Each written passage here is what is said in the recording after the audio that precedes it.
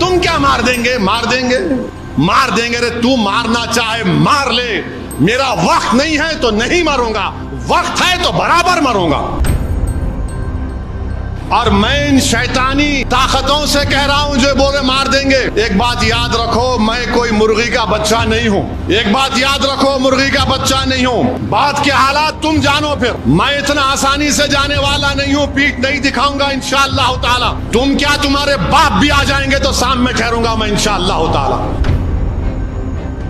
تم زہر دے کے مارے انہوں شہید ہو گئے، تم 2 فیٹ کے سے گولی مارے وہ شہید ہو گئے۔ اور شہید تو قرآن میں اللہ بول رہا ہے ان کو مردہ مت کہو، تم جب مرو گے تم مردہ رہو گے انشاءاللہ۔ پس مردن فرشتوں نے جو تلاشی لی تو کیا نکلا؟ فقط ایک دل کے گوشے سے خیال مصطفیٰ نکلا۔ تمہاری نسلیں فنا ہو جائیں گے، ہم فنا نہیں ہوں گے۔ ہم ایک گھر سے دوسرے گھر کو منتقل ہوتے۔ میری زندگی کا مقصد تیری دین کی سرفرازی، میں اسی لیے مسلمان، میں اسی لیے نمازی۔ میں اتر پردیش گیا، مختار انصاری کے گھر کو گیا، تو اس کے بعد سے سوشل میڈیا پر یہ تمام کے تمام بانکڑے پہلوان شروع ہو گئے، تیرے کو مار دیں گے پورے کے پورے۔ ارے بھائی، میں اخلاق کے گھر کو بھی گیا تھا، میں جنید اور نصیر کے گھر کو بھی گیا تھا جن کو زندہ جلا دیا گیا گھاٹ میکا کے۔ میں ان لوگوں سے کہنا چاہ رہا ہوں جو مجھے دھمکیاں دے رہے ہیں، ایک بات یاد رکھو، میں جس دین پر چلتا ہوں نا، میں ان سے مخاطب ہوں۔ میں جس دین پر چلتا ہوں نا، میرے کو یہ دین ایسا چمن میں چل کے نہیں ملا، میرے کو یہ دین میرے کو بادشاہ کے محلوں سے نہیں ملا، میرے کو یہ دین مجھے نرم نرم قالین سے چل کر نہیں ملا، میرے کو یہ دین مجھے ملا تو بدر اور حنین سے ملا، یہ دین مجھے ملا تو احد سے ملا، یہ دین اگر مجھے ملا تو کربلا سے ملا۔ اس دین کی بنیادوں میں عباس علمبردار کا خون ہے ظالموں۔ تم مجھے جانتے نہیں، تم میرے دین کو نہیں جانتے۔ مار دیں گے، تو مارنا چاہے مار لے، میرا وقت نہیں ہے تو نہیں مروں گا، وقت ہے تو برابر مروں گا۔ تم کیا مار دیں گے؟ مار دیں گے۔ ارے ظالموں، قرآن میں اللہ لکھ رہا ہے کلو نفس ذائقۃ الموت، اور میں ان شیطانی طاقتوں سے کہہ رہا ہوں جو بولے مار دیں گے، ایک بات یاد رکھو، میں کوئی مرغی کا بچہ نہیں ہوں۔ ایک بات یاد رکھو، مرغی کا بچہ نہیں ہوں۔ بات کے حالات تم جانو، پھر میں اتنا آسانی سے جانے والا نہیں ہوں، پیٹھ نہیں دکھاؤں گا انشاءاللہ تعالی۔ تم کیا، تمہارے باپ بھی آ جائیں گے تو سامنے ٹھہروں گا میں انشاءاللہ تعالی۔ مگر یاد رکھو، مومن فنا نہیں ہوتا، مومن فنا نہیں ہوتا۔ اب کیسے نہیں ہوتا؟ موت کیا ہے؟ زندگی اور موت ایک حقیقت ہے نا؟ زندگی اور موت کے درمیان میں ایک حجاب ہے۔ تو ایک گھر سے دوسرے گھر کو جائیں گے آپ، تو فنا کیسے ہوئے؟ ایک گھر سے دوسرے گھر کو جا رہے آپ اور ہم، تو فنا کہاں سے ہوئے؟ تم فنا ہو جاؤ گے، ہم فنا نہیں ہوں گے انشاءاللہ تعالی۔ تمہاری نسلیں فنا ہو جائیں گی، ہم فنا نہیں ہوں گے۔ ہم ایک گھر سے دوسرے گھر کو منتقل ہوتے۔ مستدراک ایک حدیث کی مشہور کتاب ہے۔ عمر بن عبدالعزیز رضی اللہ تعالیٰ عنہ کہتے ہیں کہ آخرت کی زندگی کی تیاری کرو، مومن فنا نہیں ہوتا، وہ ایک گھر سے دوسرے گھر کو جاتا، ایک گھر سے دوسرے گھر کو جاتا ہے۔ تو موت سے ڈرنا نہیں ہے، مگر ڈرنا اس بات سے کہ موت کے بعد کیا ہوگا۔ جب خبر میں جائیں گے، جب حساب کتاب ہوگا، جب پوچھا جائے گا، جب تم سے اور ہم سے پوچھا جائے گا، اور انشاءاللہ تعالی جب ہم کو رسول اللہ صلی اللہ علیہ وسلم کا چہرے مبارک دکھا جائے گا، تو ہم پکار کر کہیں گے یہ میرے آقا ہیں انشاءاللہ، میں ان کا امتی ہوں، یہ محمد صلی اللہ علیہ وسلم ہے۔ ہم ایک گھر سے دوسرے گھر کو منتقل ہوتے۔ مارنا ہے مارو، کیا کرنا ہے کرو، تم زہر دے کے مارے انہوں شہید ہو گئے،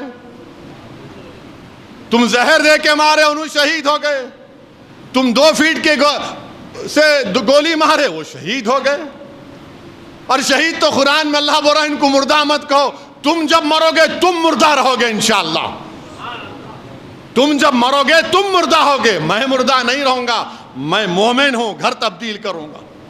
کسی ایک شاعر نے ایک اچھا شعر کہا تھا، میری زندگی کا مقصد تیری دین کی سرفرازی، میری زندگی کا مقصد تیرے دین کی سرفرازی، میں اسی لیے مسلمان، میں اسی لیے نمازی،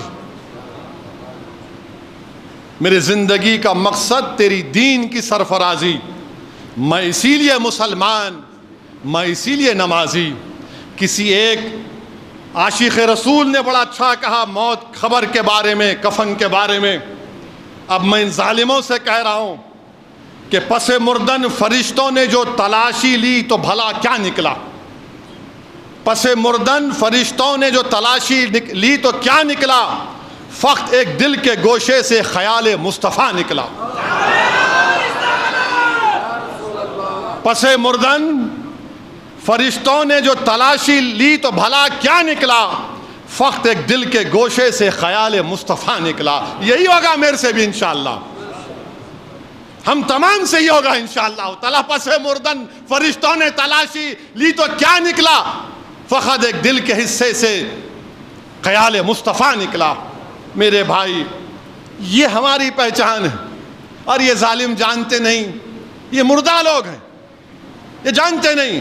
ایک صحابی رسول تھے ابو سعید خثیمہ رضی اللہ تعالیٰ عنہ، ضعیف ہیں، بیٹا بدر میں شہید ہو گیا، احد کی جنگ ہے، رسول اللہ صلی اللہ علیہ وسلم کا جا کر عرض کہتے رسول اللہ صلی اللہ علیہ وسلم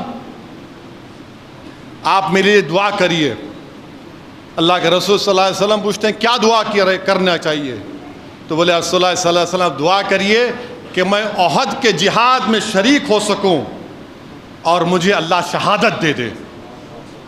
اور بولتے ہیں کہ جب جنگ بدر ہو رہی تھی تو میرے اور بیٹے میں یہ بحث ہوئی کہ میں جاؤں گا، تو ہم دونوں نے ڈرا کیا، خورا کیا، بیٹے کا نام اٹھا، بیٹا شہید ہو گیا الحمدللہ۔ اور کہتے ہیں ضعیف باپ کہتا ہے رسول اللہ صلی اللہ علیہ وسلم میں نے رات میں اپنے بیٹے کو خواب میں دیکھا جنت میں، اور کہہ رہا ابا جان جلدی آؤ میں آپ کا انتظار کر رہا ہوں۔ ارے ظالموں، ہم کو اسلام ایسے ملا۔ اللہ کے رسول صلی اللہ علیہ وسلم ان کے لیے دعا کرتے ہیں، وہ شہید ہو جاتے ہیں۔ حضرت انس رضی اللہ تعالیٰ عنہ احد کی جنگ میں ایک اور واقعہ کہ ایک صحابی رسول آ کر رسول اللہ صلی اللہ علیہ وسلم عرض کرتے ہیں رسول اللہ صلی اللہ علیہ وسلم میری صورت اچھی نہیں ہے، میرے وجود سے تھوڑا بدبو آتی، کیا اگر میں کل شہید ہو جاؤں تو اللہ کیا دے گا مجھے؟ اللہ کے رسول صلی اللہ علیہ وسلم فرماتے ہیں اگر تو جہاد میں شہید ہوگا تو اللہ تجھے جنت دے گا، تو شہادت کے اعلیٰ مقام پر پہنچے گا۔ وہ جنگ میں حصہ لیتے، شہید ہو جاتے، جب ان کی لاش کو دیکھتے ہیں تو چہرہ نورانی ہو جاتا، جسم سے خوشبو آتی ہے، اور رسول اللہ صلی اللہ علیہ وسلم فرماتے ہیں کہ جنت کی حوریں اس کے استقبال کے لیے کھڑی ہوئی ہیں۔ تم ہم کو مارتے مارو پیارے، کون روک رہا تم کو؟ میری زندگی اللہ لکھ دیا ہے جب میں اپنی ماں کے پیٹ میں تھا، میری ذلت، میری عزت، میری رزق، سب چیز اللہ لکھ چکا ہے، تم کیا لوگے مجھ سے؟ ارے یاد رکھو دنیا میں رہیں گے تو غازیوں کی طرح رہیں گے، یا پھر موت آئے گی تو شہادت کو پسند کریں گے، اور حشر کے میدان اپنے ماں باپ کو شرمندہ ہونے نہیں دیں گے انشاءاللہ تعالی۔